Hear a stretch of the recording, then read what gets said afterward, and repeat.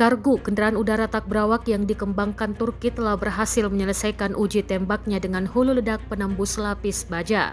UAV yang mencapai sasaran kendaraan lapis baja dengan presisi tinggi saat ini diekspor ke lebih dari 10 negara. Uji coba dilakukan awal Oktober 2024 lalu. Rekaman proses uji cobanya juga diunggah di Telegram pada Sabtu 5 Oktober 2024. Dalam keterangan unggahan disebutkan kendaraan udara tak berawak jenis kargo yang diproduksi oleh sebuah perusahaan Turki berhasil melakukan uji tembak. Lepas landas dengan amunisi penusuk lapis baja, kargo menukik ke dalam kendaraan lapis baja yang ditunjuk sebagai target dan menghancurkan targetnya dengan presisi tepat pada uji tembakan pertamanya.